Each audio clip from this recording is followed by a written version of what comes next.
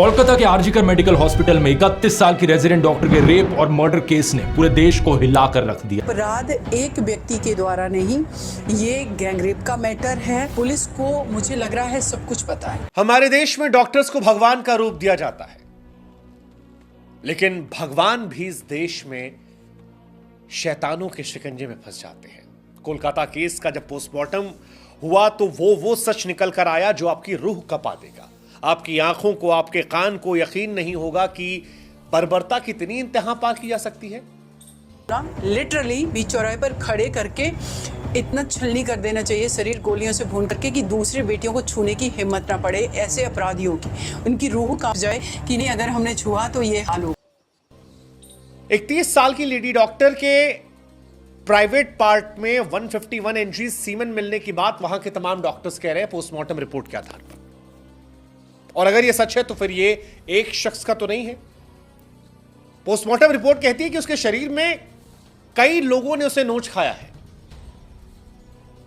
और यह उस महिला के साथ है जिसके साथ इतनी बर्बरता के बाद उसके पिता को फोन करके कहा गया कि सर आपकी लड़की ने शायद खुद ही सुसाइड कर लिया।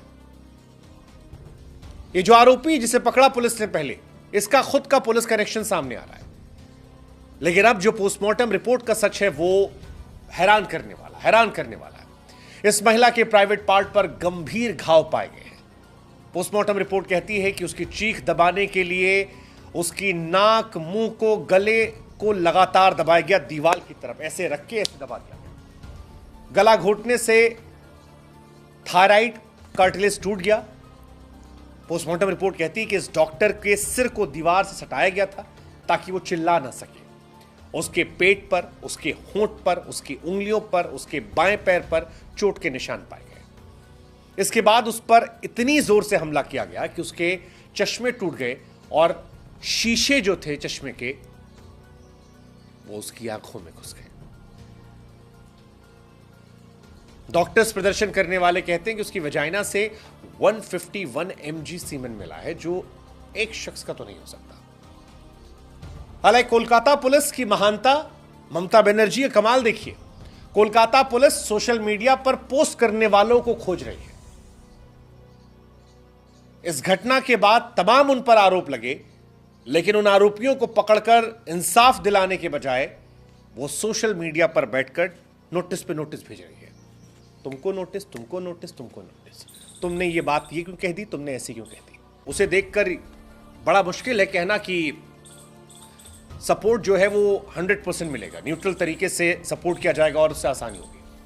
लेकिन उस लड़की की टूटी हुई टांग, प्राइवेट पार्ट में सीमेन का मिलना, जो आंखों में चश्मे का टूट कर जाना, ये सारी बातें रूह कपाने वाली है। ट्रेनी डॉक्टर थी, ड्यूटी कर रही थी। ये बहुत बहुत बहुत हैरान करने वाली कहानी है। कई अखबारों में छपी खबर के मुताबिक पोस्टमार्टम रिपोर्ट के हवाले से जो दावा किया गया वो बहुत परेशान करने वाला, और उसी के आधार पर कहा जा रहा है कि ये मल्टीपल लोगों के द्वारा किया गया। शरीर के निशान में भी क्रूरता एक से ज्यादा लोगों के शामिल होने की इशारा करती है। बहुत सारी बातें। और सबसे हैरानी की बात है कि 9 अगस्त की सुबह जब इसकी बॉडी मिली तो प्रशासन पर आरोप है कि उसने पीड़िता के परिवार से झूठ बोला। कहा गया कि असिस्टेंट सुपरिटेंडेंट ने फोन करके कहा कि आपकी बेटी ने सुसाइड कर लिया। यह अपने आप में एक हैरान करने वाली कहानी है। सोशल मीडिया पर यह भी सवाल चल रहा है कि भाई इस मामले को दबाने की कोशिश की गई, लगातार दबाया गया। कोलकाता पुलिस ने पहली एफआईआर में लीपापोती की कोशिश की। घटना के बाद कोलकाता पुलिस ने जांच पड़ताल किए बिना 9 अगस्त की सुबह एक अप्राकृतिक मौत का केस रजिस्टर किया। हालांकि बाद में महिला डॉक्टर के पिता और मां की शिकायत के बाद इस मामले में रेप और मर्डर केस दर्ज किया गया।